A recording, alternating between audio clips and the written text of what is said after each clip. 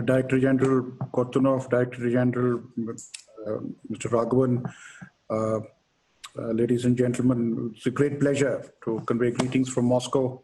We're very happy that from Moscow, a very good number of scholars on India who have interest in India-Russia relations and from the Foreign Ministry have joined us, and equally delighted that a number of distinguished scholars and academics and experts and from the media who take interest in India-Russia relations have joined us from the Indian side. And I'd like to thank both RIAC and ICWA for taking forward what is proving to be an extraordinarily fruitful conversation. This is the fourth edition. I was looking at the record of what happened in November last year when the delegation led by Director General Raghavan came here. And it was remarkably prescient. Some of the issues that we discussed, I think, foresaw that the troubled world that we now live in 2020 was clearly seen in November 2019. In this context, let me also briefly mention and convey my condolences for the passing away of Professor Hari Vasudevan, who was part of the ICWA delegation, and many of you on the Indian side and on the Russian side knew him very well, and unfortunately passed away recently. Now, I agree with all the main points made by Director General Kortunov and Director General Raghavan. I think we live in a very complex world, but I think the main point that does come out is that India and Russia, because of the inherent strength in their bilateral relationship, one of trust, confidence, a congruence of geopolitical interests, a record of looking after each other's interests, I think are better placed than most other bilateral relationships or relationships elsewhere in the world. So I think we get off onto a fairly good wicket, relatively speaking, in this very troubled world. Recently, we had, despite the complications of the pandemic, the bilateral agenda and contacts have continued. Our Prime Minister spoke to President Putin twice in the last 4 months, including after the 75th anniversary victory parade, at which our Defense Minister participated. There was also an Indian contingent. Our External Affairs Ministers participated in the RIC and the SCO Foreign Ministers meetings. So these high-level contacts have been maintained. India contributed 81 tons of medical supplies to Russia in these 3 months, despite all the limitations of air links and others. And both countries have been extraordinarily helpful in the evacuation of each other's nationals caught up in various places because of the lockdown in both countries. So I think even in these troubled times, we've shown that we can maintain very high-level contacts and have very practical cooperation going forward. And this, in fact, should not come as a surprise for our relationship. This is not well known. It is rarely gets the publicity that it ought to get, but the facts on the ground speak for themselves. Looking forward, we of course are looking at the visit of President Putin to India later this year. This will coincide with the 20th anniversary of a strategic partnership. I think it's been an extraordinary 20 years. President Putin has visited India since 2008 times on bilateral visits, which is a record for, I think, any world leader visiting India. It's difficult to find of a world leader who's had such good familiarity with India. Since 2014, our Prime Minister and President Putin have met 22 times. That itself is another indication of the extraordinary level of contacts that we have maintained. We also have other opportunities. The BRICS and SCO summits will be held, will be hosted by Russia. Russia has still not announced the dates, but I think they are looking for some dates in late autumn. And that will, of course, involve the visit of our Prime Minister to Russia, where this summit will take place. As Ambassador Raghavan mentioned, we are in the process of taking up our seat as the non-permanent member in January from 21 to 22, and I had a very good conversation with Deputy Foreign Minister Vashinin last evening on how India and Russia should cooperate, and I was extremely pleased with the sort of support that Russia and the expectation that Russia sees out of India's participation. India is not just any other non-permanent member. Of course, Russia continues to strongly endorse India's permanent membership, and that is something that we will continue to discuss. The seminar today, of course, deals with three issues: the global context, bilateral relations, and the way forward. And I'll briefly touch on some of these issues, and I'd be happy if during the discussions these are taken forward in greater depth. Because we are looking at three reinforcing crises, so to speak.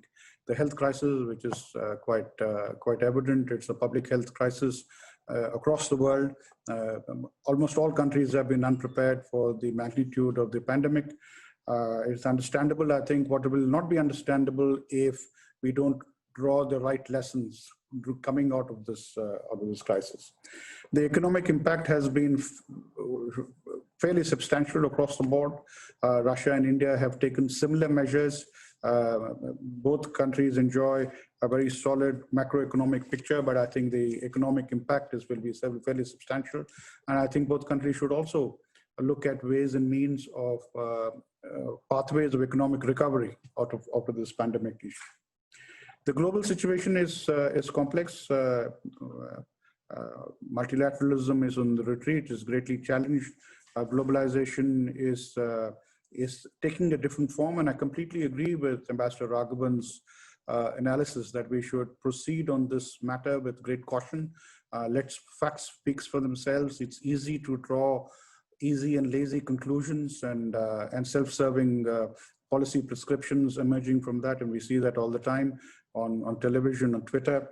But I think in a forum like such as this, amount of caution is in good measure.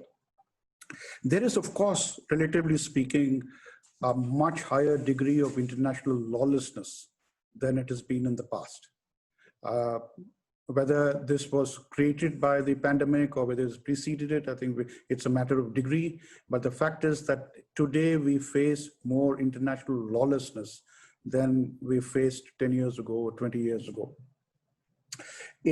Of course, when the international multilateral structures provide less support, countries fall on their own national capacities. And I think Russia and India have both drawn similar lessons from the fact that national resilience, whatever may be the international context, is vitally important. Of course, that does not mean that we should shut our doors to the outside world. I think that would be an equally grave mistake. But I think the importance of national resilience is something that we need to take forward. The new drivers for our bilateral relations, I think the 20th anniversary of the strategic partnership will give an occasion for our leaders to reflect on this. I'm extremely confident that we will be looking at another 20 years of partnership with Russia, and the feedback that we get from the well-talented think tank discourse that this present seminar represents will be a very vital input. We are looking at new drivers, economic growth, connectivity, the North-South corridor, the Chennai-Vladivostok connectivity that was announced during Prime Minister's visit to Vladivostok last year. We've announced $1 billion of soft credit line for the Russian Far East. That has importance of its own, and we wish to take it forward.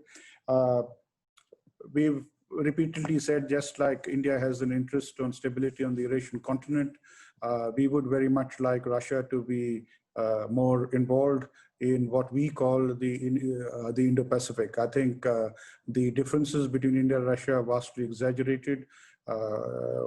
My sense is that when we look at actual interests, there are far more amount of commonalities than there are issues that divide us. Let me end by mentioning 4 points as we move forward. This has been mentioned before, but let me sort of underline it once again. I think India and Russia are best placed to be sensitive to each other's security interests. When the world becomes more complex, I think we need to fall back on the inherent strengths of our strategic partnership, and trust and confidence is definitely one of them. Sensitivity to each other's security interests should, of course, be reflected on the new changes that are taking place in Afghanistan. That is something that we ought to focus on. Since the last 6 months, there have been a number of developments that appear to put India and Russia not necessarily on the same page, but however, I think the threats are common. Now, if threats are common, I don't see how our conclusions can be different. So I think there is need for greater dialogue, greater interaction, given the new realities. Similarly, with respect to the Indo-Pacific, if there is assertion of unilateral advantage in one part of the world, that will, the other parts of the world will not be immune from those tendencies.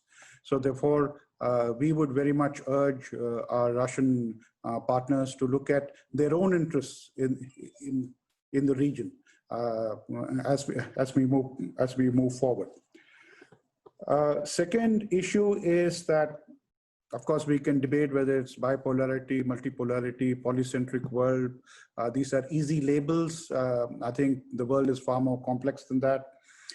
But as a medium level conclusion, I'm very confident that India and Russia are united in the desire not to see the emergence of mutually exclusive bipolarity, because mutually exclusive global bipolarity will only decrease their options.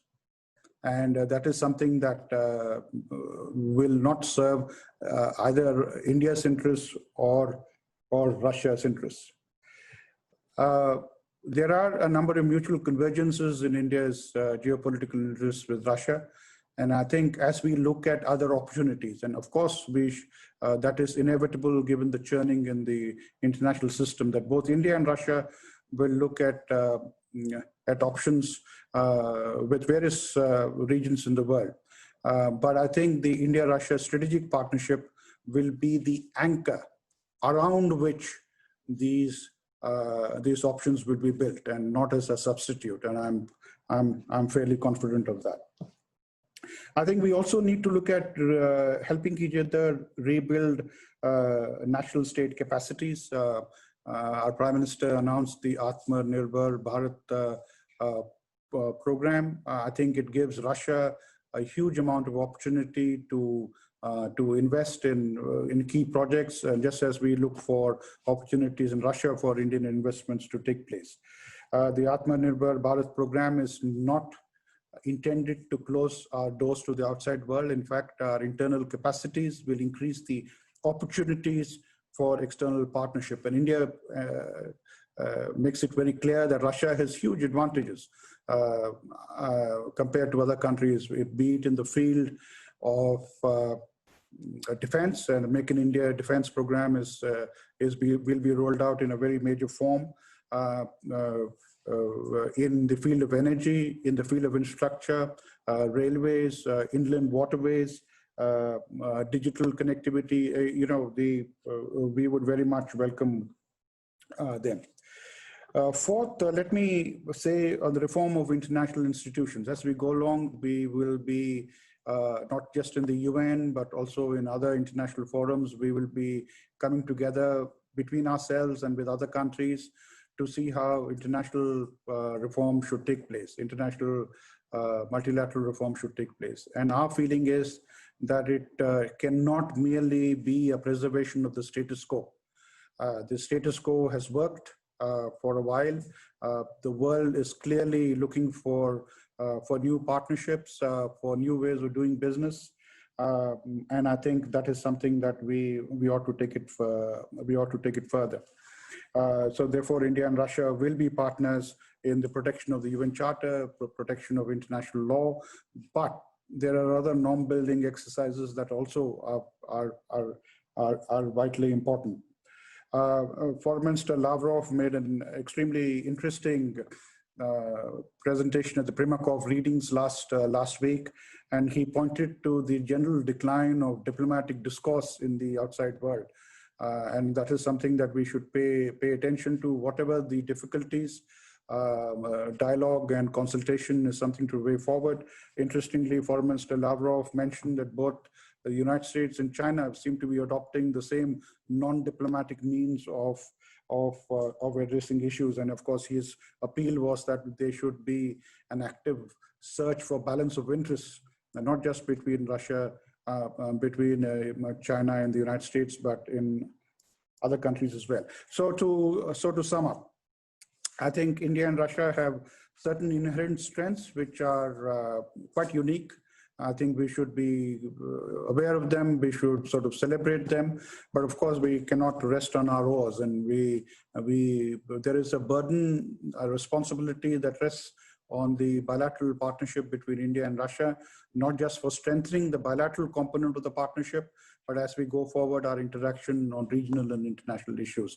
So I'm confident that the RIAC ICWA seminar, which has already established an extraordinary track record of good, focused conversations, friendly, talented, very well-informed conversations, I think will make a very good contribution to the debate. And I would like to thank once again RIAC and ICWA for taking this forward, and we wish you all the best.